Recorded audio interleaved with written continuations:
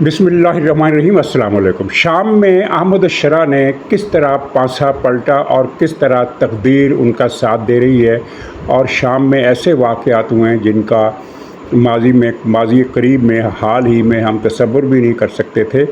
ان واقعات کی تفصیل میں آپ کے سامنے رکھتا ہوں۔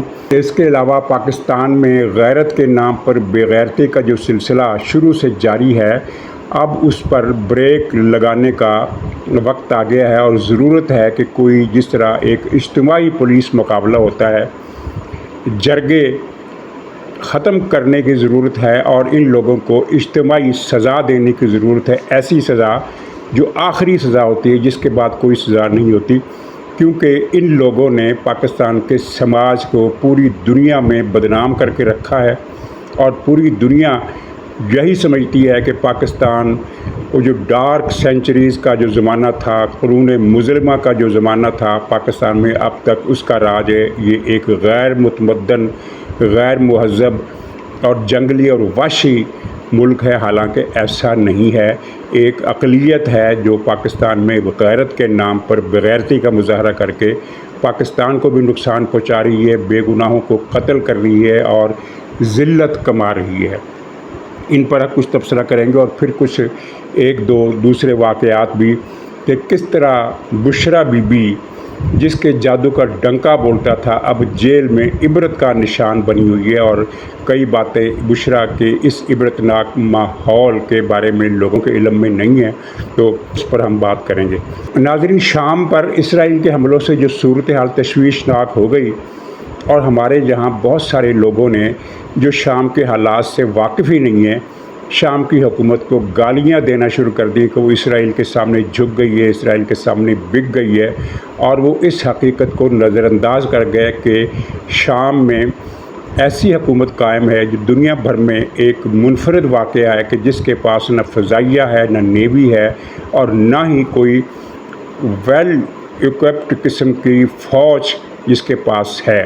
میں نے اپنے ایک ولاگ میں بتایا تھا کہ شام کے پاس اس وقت جو فوج ہے وہ بڑے اسلحہ سے محروم ہے۔ اس کے پاس چھوٹی مشین گنیں ہیں، بندوقیں ہیں، بختر بند گاڑیاں ہیں، کچھ ٹینک بھی ہیں، اور دستی بم ہیں، بارودی سرنگیں ہیں، لیکن نہ تو اس کے پاس دور مار میزائل ہیں، نہ وہ کسی بھی حملے سے اپنا دفاع کر سکتی ہے۔ اسرائیل جب چاہے دمشق کے صدارتی محل کو اڑا دے یا GHQ کو اڑا دے، کوئی اسے روک نہیں سکتا۔ تو اس مجبوری کا علم ہونے کے باوجود لوگوں نے شامی حکومت کی مذمت کی کہ اس نے اسرائیلی حملے کا جواب نہیں دیا۔ کیسے جواب دیتی، جبکہ بشار الاسد نے جاتے جاتے مخبری کر کے تمام ہتھیار اسرائیل کے ہاتھوں ضائع کروا دیے۔ لیکن وہاں معجزہ کیا ہوا ہے، وہاں کرامت کیا ہوئی ہے، وہاں غیر معمولی حالات کیا ہوئے ہیں۔ جنوب میں دروز قبائل کا علاقہ ہے، جہاں کوئی 4-5 لاکھ دروزی آباد ہیں، اور یہ ایک اچھا خاصا پاکستان کے 2 ضلعوں کے ایوریج قسم کے 2 ضلعوں کے برابر علاقہ ہے۔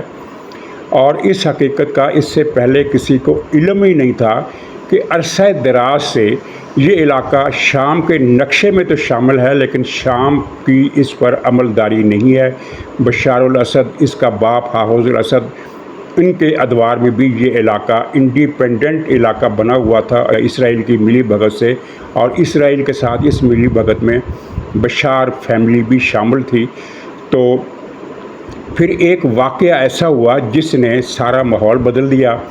اسرائیل جو اس دروز بغاوت کے بہانے شام پر قبضہ کر کے جنوبی شام کو الگ ملک بنانا چاہتا تھا، کس طرح اس نے منہ کی کھائی، اور قسمت نے، تقدیر نے احمد الشرا کا ساتھ دیا، اور احمد الشرا نے ایک ایسی چال چلی جس کا اسرائیل کو گمان بھی نہیں تھا۔ اچھا، کئی واقعات بعد میں پتہ چلتے ہیں کہ ایسا ہوا تھا۔ مثلا یہ دروز اور بدوؤں میں جو جنگ کی ابتدائی خبر آئی تھی وہ یہ تھی کہ جھڑپ ہوئی ہے جس میں 10 بدو مارے گئے ہیں اور 90 دروز مارے گئے ہیں۔ اس کے بعد فسادات ہوئے جن میں 700-800 لوگ مارے گئے ہیں، اور اس کے بعد پھر بدو کی حمایت میں شام کے مختلف علاقوں سے ایک قبائلی سویلین لشکر دروز علاقے کی طرف چل پڑا ہے، بلکہ وہاں پہنچ گیا ہے۔ یہ واقعے کی ابتدائی شکل تھی، لیکن اب یہ پتہ چلا ہے کہ ہوا کیا تھا۔ کسی اشتعال کے بغیر، کسی ایسے وقوع کے بغیر، اشتعال کا مطلب یہ ہوتا ہے کہ چاہے مصنوعی طور پر ایک ڈرامہ رچایا جائے، جس طرح BJP والے رچاتے ہیں جب انہوں نے مسلمانوں کے قتل عام کرنا ہوتا ہے تو خود ہی ایک گائے کو ذبح کر کے قتل کر کے اس کا سر کاٹ کر مسلمانوں کے کسی علاقے میں پھینک دیتے ہیں، اور پھر اشتعال پھیل جاتا ہے اور ہندو بلوائی انتہا پسند جو ہندو ہیں وہ مسلمانوں کی بستیوں پر ٹوٹ پڑتے ہیں۔ تو یہ ہے قتل عام کا ایک وہاں آزمودہ طریقہ۔ لیکن یہاں تو ایسا بھی کچھ نہیں ہوا تھا، یعنی کوئی واقعہ سرے سے موجود ہی نہیں تھا۔ اچانک یہ دروزی نکلے ہیں، اور دروز شہروں سے باہر جو بدو قبائل بستیوں گاؤں گوٹھوں کی شکل میں آباد تھے، انہوں نے رات کی تاریکی میں ان پر حملہ کیا۔ ان کے پاس چھرے تھے، ان کے پاس بندوقیں تھیں، انہوں نے وہاں بدوؤں کا قتل عام کیا کسی اشتعال کے بغیر، کسی وجہ کے بغیر۔ جب یہ قتل عام کی خبر پھیلی تو پھر بدوؤں نے جوابی کارروائی کی اور 90-95 دروز مارے گئے۔ اچھا، اب یہ بلا اشتعال کارروائی کیوں کی گئی؟ کیونکہ دروزی تو اس سے پہلے نارمل طریقے سے رہتے تھے، اگرچہ وہ مسلمانوں کے صدیوں سے دشمن ہیں، لیکن اس طرح کا کوئی واقعہ انہوں نے کیا نہیں تھا۔ تو وجہ کیا بنی؟ وجہ یہ معلوم ہوئی کہ اسرائیل نے ان کے ساتھ سازباز کی اور آزادی دلانے کا وعدہ کیا، اور کہا کہ ایسی واردات کرو کہ جس کے نتیجے میں ہمیں مسلح مداخلت کا ایک بہانہ مل جائے، ہم اپنی فوج جنوبی شام میں داخل کر کے اس علاقے کو شام کی حکومت سے، شام کے نقشے سے کاٹ دیں گے۔ یہ تھی سازش، جس کے اس ترغیب میں دروزوں کا ایک بڑا طبقہ آ گیا۔ دروزیوں کا ایک حصہ اب بھی ایسا ہے جو شامی حکومت کے ساتھ امن کے ساتھ رہنا چاہتا ہے اور شام کا حصہ بن کر رہنا چاہتا ہے، لیکن جو غالب دھڑا ہے، جس کا لیڈر کوئی الحجری ہے کہ حجری ہے، ایک شیطان آدمی ہے، وہ بھی اب متضاد قسم کے بیانات دے رہا ہے۔ تو خیر، اس کے بعد پھر یہ واقعہ انہوں نے کیا دروزیوں نے، اسرائیل کے کہنے کے مطابق، ساز آباز کے مطابق، اور پھر جب بدو نے جوابی کارروائی کی تو اسرائیل نے دمشق پر حملہ کر دیا، اور دمشق پر ہی نہیں بلکہ جنوبی شام میں جہاں جہاں شامی فوجی موجود تھے، جب وہ شامی فوجی اس امن و امان کے لیے وہاں پہنچے، فساد ختم کرانے کے لیے، لڑائی ختم کرانے کے لیے، تو ان پر بھی اسرائیل نے بمباری کی، اور بہت سارے شامی فوجی شہید ہو گئے، جن کی تعداد 50 تک بتائی گئی ہے، یعنی جو ابتدائی حملوں میں فوجی شہید ہوئے۔ مبالغہ بھی ہو سکتا ہے اس میں، لیکن یہ ہے کہ فوجی شہید ہوئے ان اسرائیلی حملوں میں۔ اور اس کے بعد اسرائیل نے اعلان کیا کہ دروزی ہمارے بھائی ہیں، ہمارے اتحادی نہیں ہیں، ہمارے بھائی ہیں، ان کے تحفظ کے لیے اسرائیل سب کچھ کرے گا، شام کے اندر گھس جائے گا، اور اگر شام ہمارے حملوں سے بچنا چاہتا ہے، دمشق پر حملے کریں گے، حلب پر حملے کریں گے۔ اگر شام ان حملوں سے بچنا چاہتا ہے تو اسے اپنی فوج دروز علاقے سے نکال لینی چاہیے۔ اس سے پہلے دروز علاقے میں شامی فوج کبھی نہیں پہنچی تھی، تو اس مرتبہ پہنچی۔ وہ السویدہ کے اندر تو داخل نہیں ہوئی، لیکن شہروں میں، دوسرے شہروں میں داخل ہو گئی، اور بہت سارے شہروں پر اس نے اپنا کنٹرول کر لیا۔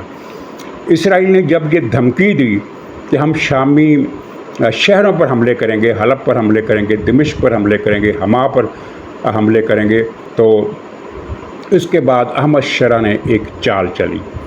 وہ چال یہ چلی کہ اس نے کہا ٹھیک ہے، میں اپنی فوج بلا لیتا ہوں۔ انہوں نے اپنی فوج کو شہروں کے اندر سے بلا لیا۔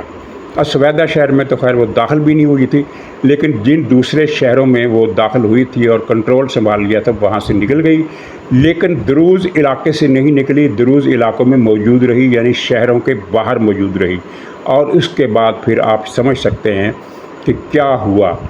یہ ہوا کہ 50-60 ہزار قبائلیوں کا ایک لشکر بنا، وہ دروز علاقے میں گھس گیا۔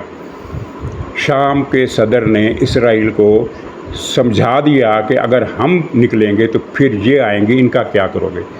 ظاہر ہے ان قبائلیوں پر بمباری اس لیے مشکل ہے کہ وہ قبائلی ہیں، وہ کوئی فوجی قافلے کی شکل میں نہیں ہیں، وہ شہروں میں گھسے ہوئے ہیں دروزیوں میں، اور ان میں اگر جھڑپ ہو رہی ہے تو اسرائیل بمباری کرے گا تو وہ بم دروزیوں پر گرے گا یا قبائلیوں پر، اس لشکر پر گرے گا، اس کی کیا گارنٹی ہے؟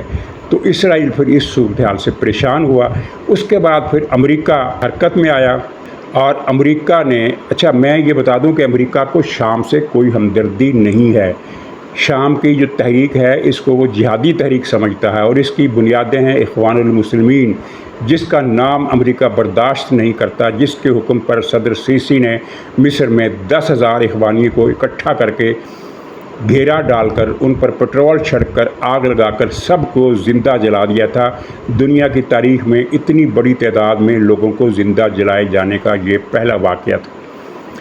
امریکہ کو شام سے ہمدردی نہیں، لیکن اس کی جو قلیل المقاصد منصوبے ہیں، مثلا ابراہم اکارڈ ہے یا دوسرے معاملات ہیں، کئی معاملات ہیں جن پر الگ سے بات ہو سکتی ہے، لمبی بحث ہو سکتی ہے، اس کے پیش نظر امریکہ یہ نہیں چاہتا کہ شام ایک نئے میدان جنگ کی شکل اختیار کرے، چنانچہ اس نے اسرائیل کے کان کھینچے باقاعدہ اور اسرائیل کو وارن کیا کہ شام میں مداخلت نہیں کرنی۔ چنانچہ پھر اسرائیل نے شام کے ساتھ ایک سمجھوتے پر اتفاق کیا جو امریکہ کی کوششوں سے ہوا۔ اس سمجھوتے کے تحت یہ تھا کہ اسرائیل شام کے شہروں پر بمباری نہیں کرے گا، لیکن اسرائیل نے کل پھر یہ کہا ہے کہ ہم شہروں پر تو بمباری نہیں کریں گے، لیکن اگر شامی فوج نہ نکلی تو ہم دروز علاقے میں شامی فوج پر حملے کرتے رہیں گے۔ شام کی حکومت نے یہ کہا ہے کہ ہم شہروں کے اندر داخل نہیں ہوں گے، لیکن شہروں کے ارد گرد کے سارے علاقے پر ہمارا کنٹرول ہوگا۔ اچھا، اس دوران جو یہ ملیشیا تھی، یہ جو قبائلی لشکر تھا، اس نے مختلف شہروں میں داخل ہو کر، جن میں السویدہ جو اس کا گڑھ ہے دروزیوں کا اور اس علاقے کا سب سے بڑا شہر ہے، اس کے اندر گھس کر تقریباً 40% کے قریب رقبے پر قبضہ کر لیا۔ اب اس شہر میں اور دروز علاقے کے کچھ دوسرے شہروں میں جھڑپیں جاری ہیں قبائلی لشکر کے درمیان، قبائلی لشکر اور یہ ہجری ملیشیا۔ ہجری ایک بہت بڑا شیطان ہے دروزیوں کا، اس کی ملیشیا کے درمیان جھڑپیں ہیں۔ ان میں دروزی ملیشیا کے بہت سے کمانڈر مارے گئے ہیں، ان کے درجنوں بلکہ سینکڑوں فوجی گرفتار کیے گئے ہیں اور قبائلیوں کے بھی لوگ مارے گئے ہیں۔ تو کئی شہروں میں جھڑپیں ہو رہی ہیں اور کئی شہروں کے بہت سارے علاقوں پر قبائلی لشکر نے اپنا کنٹرول سنبھال لیا ہے، کنٹرول قائم کر لیا ہے، اور دروزی اب تک لڑ رہے ہیں۔ دروزیوں کا وہ دھڑا جو اسرائیل کے ہاتھوں استعمال ہو رہا ہے وہ لڑ رہا ہے، جبکہ دروزیوں کو ایک اور دھڑا ہے جو یہ اپیل کر رہا ہے کہ شامی حکومت کے ساتھ ہمیں صلح صفائی اور امن سے رہنا چاہیے۔ تو اس وقت عملاً جو نقشہ ہے وہ یہ ہے کہ دروز علاقے میں شامی فوج موجود ہے، احمد الشرع کی فوج موجود ہے پورے دروز علاقے میں، لیکن ایک اسٹریٹجی کے تحت وہ شہروں کے اندر نہیں گئی، شہروں کے باہر اس نے کیمپ بھی لگا رکھے ہیں اور بیریکیڈ بھی لگا رکھے ہیں، چوکیاں بھی بنا رکھی ہیں، اور اسرائیل ان پر حملہ کرنے کی دھمکیاں دے رہا ہے۔ لیکن اسی دوران صدر ٹرمپ کے خصوصی ایلچی ٹام براک، انہوں نے کردوں کے نمائندے سے ملاقات کی، اور اس ملاقات کے بعد جو پریس نوٹ جاری ہوا وہ دراصل اسرائیل کے لیے بھی ایک وارننگ ہے کہ یہ ریڈ لائن ہے، اس سے آگے تم نے نہیں جانا، فلسطین میں تم جو مرضی کرو، یہاں تم اس سے آگے نہیں جاؤ گے۔ ٹام براک نے صاف کہا کہ امریکہ متحد شام چاہتا ہے، وہ کوئی کرد علاقہ نہیں چاہتا، وہ کوئی دروزی علاقہ نہیں چاہتا، وہ کوئی الوائٹ کا علاقہ نہیں چاہتا۔ آپ کو یاد ہوگا کہ صدر ٹرمپ نے شروع کے دنوں میں یہ کہا تھا کہ دروزی اور الوائٹ پر مشتمل ایک الگ ریاست بننی چاہیے۔ پھر اسرائیل نے اس معاملے کو باقاعدہ اپنا ٹارگٹ بنا لیا، یعنی اپنا ہدف بنا لیا کہ ہم نے یہ کرنا ہے۔ لیکن پھر ٹرمپ نے جو معاملات پر غور کیا اور شامی حکومت کی، اس وقت شام پر جن لوگوں کی حکومت ہے ان کی عددی تعداد کا تعین کیا کہ وہ تو بہت زیادہ ہیں، یعنی ان کو صرف بمباریوں سے پناہ نہیں کیا جا سکتا، وہ تو پھیل جائیں گے، وہ تو عراق میں بھی گھس جائیں گے، وہ تو اردن میں بھی گھس جائیں گے، وہ تو اسرائیل میں بھی گھس جائیں گے، پھر پتہ نہیں کیا نقشہ بنے حالات کا۔ تو اس نے پھر ذہن بدلا، اور اس کو آپ تائید ازدی کہہ لیں یا تائید غیبی، جو بھی آپ کہہ لیں، قسمت کا کھیل سمجھ لیں کہ قسمت اس وقت احمد الشرع کا ساتھ دے رہی ہے، اس وقت تک ساتھ دے رہی ہے۔ آئندہ کیا ہوتا ہے، پاک تاریخ میں تو بڑے بڑے انقلاب آتے ہیں، ایک چیز جو ہو رہی ہوتی ہے وہ نہیں ہوتی، اور جو نہیں ہو رہی ہوتی کہ نظر آ رہی ہے کہ وہ نہیں ہوگی وہ ہو جاتی ہے۔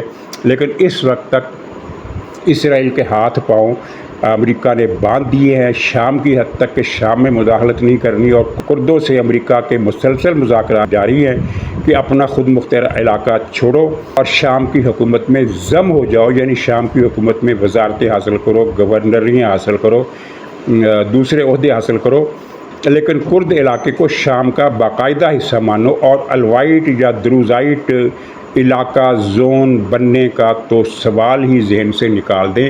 یہ امریکہ نے پالیسی اسرائیل پر واضح کی ہے، لیکن اس کا مطلب یہ نہیں ہے کہ امن ہو جائے گا، کیونکہ اسرائیل حملے کرتا رہے گا۔ اسرائیل کو امریکہ ان حملوں سے نہیں روک سکتا جو وہ دروز علاقوں میں کرے گا، لیکن جو بڑی بات ہوئی ہے وہ یہ ڈن ہو گیا ہے کہ اسرائیلی فوج اس علاقے میں داخل نہیں ہوگی، کیونکہ جیسے ہی وہ اس دروز علاقے میں داخل ہوگی تو اسے قبائلی لشکر سے زمینی جنگ کا سامنا کرنا پڑے گا، جس کے لیے وہ تیار نہیں ہے۔ یہ ہے وہ صورتحال جو شام کی اصل صورتحال ہے، اور یہاں ہمارے لوگ معاملات کو سمجھے بغیر انہوں نے پہلے ہی فتویٰ دے دیا تھا کہ احمد شرع جو آیا ہے تو یہ امریکہ اور اسرائیل کی سازش کے تحت آیا ہے۔ یہ گدھے پن کی انتہا ہے کہ ان کو یہ نظر نہیں آیا کہ جیسے ہی احمد شرع کی حکومت قائم ہوئی، اسرائیل نے شام کے تمام اسلحہ خانے، ہتھیاروں کے ڈپو، جہاز، ہوائی جہاز، بحری جہاز، ہر چیز تباہ کر دی۔ اگر اسرائیل احمد شرع کو لایا تھا تو وہ یہ کام کیوں کر رہا تھا؟ تو خیر، لیکن ہمارے پاکستانی تجزیہ نگاروں کا یہ المیہ ہے کہ وہ اپنا پروگرام چلانے کے لیے کچھ بھی جھوٹ بول سکتے ہیں۔ ناظرین، بلوچستان میں ایک خاتون اور ایک مرد کو اپنی مرضی کی شادی کرنے کے جرم میں قبائلی جرگے کے حکم پر قبائلی جرگے کے سامنے قتل کر دیا گیا۔ خاتون کا نام شیتل بتایا جاتا ہے، اور جس نے قتل کیا، جس کی سربراہی میں یہ قتل ہوا، وہ اس کا بھائی تھا مقتول اللہ کا، جلالی۔ اس واقعے کی ویڈیو خیر بہت وائرل ہوئی ہے۔ واقعہ مہینہ بھر پرانا ہے، عید کے دنوں کا واقعہ ہے، اس سے بھی زیادہ پرانا ہے یعنی کہ، لیکن اس کی ویڈیو اب آئی ہے۔ تو یہ ویڈیو وائرل ہوئی ہے اور عوامی مباحثے کا مرکز بن گئی، لیکن پاکستان میں یہ کوئی پہلا واقعہ نہیں ہے۔ پاکستان میں ہر سال سینکڑوں عورتیں بھائیوں کے ہاتھوں، شوہرہ کے ہاتھوں، باپ کے ہاتھوں، ماموں اور چچا کے ہاتھوں، ایون بیٹوں کے ہاتھوں قتل کر دی جاتی ہیں۔ جائیداد کا چکر ہوتا ہے۔ یہ کیا غیرت کے نام پر ہم قتل کر رہے ہیں؟ کوئی عورت گھر سے دروازے کے باہر کھڑی ہو کر کسی پھیری والے سے سودا لے رہی ہو تو شوہر کہتا ہے کہ یہ غیرت کا مسئلہ ہے، اسے مار دیتا ہے۔ پاکستان کا سماجی ڈھانچہ اس طرح کا ہے کہ ان قاتلوں کو سزا نہیں ملتی، جج انہیں بری کر دیتے ہیں۔ جج انہیں بری کیوں کرتے ہیں؟ ججوں کا جو پس منظر ہے، یہ دیہاتی قصباتی جاگیرداری کلچر سے یہ لوگ آتے ہیں، اور ان کی سوچ وہی ہوتی ہے کہ عورت تو پاؤں کی جوتی ہے، استعمال کی ایک چیز ہے، کنزیومر آئٹم ہے، اس کو استعمال کرو، اور ڈسپوزل چیز ہے، اس کو پھینک دو، مار دو، قتل کر دو، جو مرضی کر دو۔ کوئی چنانچہ غیرت کے نام پر قتل کے مجرم میں نے نہیں دیکھا، بہت کم ہوگا کہ کسی کو سزا ملی ہو، ملتی ہے لیکن بہت کم لوگوں کو۔ کوئی غیرت مند باز میر جج بھی ہوتا ہے، وہ سزا دیتا ہے، لیکن وہ اوپر جب بلائی کورٹ میں معاملہ جاتا ہے تو وہاں سے بری ہو جاتا ہے۔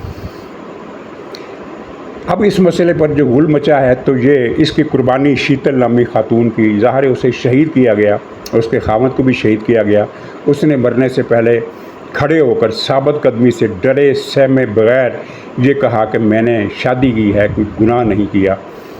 تو اس کے بعد جو بحث شروع ہوئی ہے، اب اس بحث کو منطقی انجام تک پہنچانا چاہیے، یہ معاشرے کے تمام لوگوں کا فرض ہے۔ علماء کونسل کے حافظ طاہر اشرفی صاحب کا بیان آیا ہے، پاکستان سپریم کورٹ بار کا بیان آیا ہے، اور لوگوں کے بیان آئے ہیں، اور بلاول بھٹو کا بڑا زبردست بیان آیا ہے، لیکن باقی لوگ خاموش ہیں کیونکہ وہ اس قسم کے قتل کے حامی ہیں۔ اچھا، اب ہوگا کیا مجھے نہیں پتا۔ پاکستان کا نظام ایسا وحشیانہ اور ظالمانہ جاگیردارانہ نظام ہے کہ اس میں انصاف تو ہے ہی نہیں، لیکن اصول جو ہے وہ اس طرح کا ہے کہ غیرت کے نام پر یہ بغیرتی کرنے والے تمام افراد پکڑے جائیں، یہ جرگہ والے پکڑے جائیں، اور غیرت کے نام پر جو لوگ سزا کاٹ کر رہا ہو چکے ہیں، 10 سال قید، 2 سال قید، 3 سال قید، ان کو بھی پکڑا جائے، جو بری ہو چکے ہیں ان کو بھی پکڑا جائے، اور پھر ان کو پارسل کر دیا جائے۔ یہ ہے اصولی انصاف، لیکن یہ ممکن نہیں ہے، ظاہر ہے بالکل ممکن نہیں ہے۔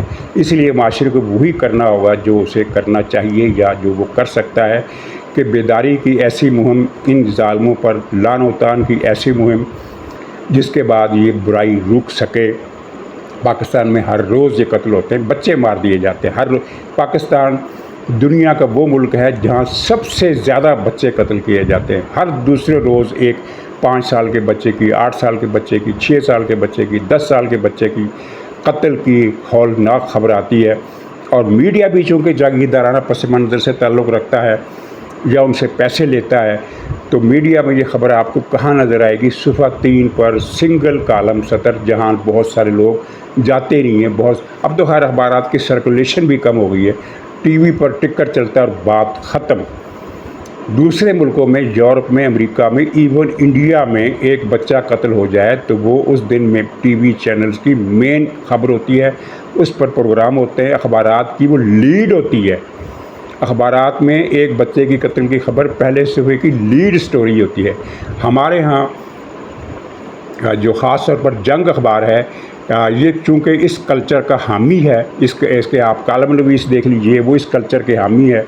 चुनांचे वो गैरत के नाम पर कत्ल हो या बच्चों का कत्ल हो, वो इस खबर को सुबह 3 पर 3 सत्र में देकर बात ख़त्म कर देता है। इवन इसको इतनी तौफीक नहीं होती कि कातिल या मकतूल का नाम ही बता सके। बस ये खबर होती है कि फ़लाँ जगह का डेट लाइन देकर यहाँ एक बच्चे को अगवा करने के बाद कत्ल कर दिया गया, पुलिस ने मुकदमा दर्ज कर लिया, बस इतनी खबर।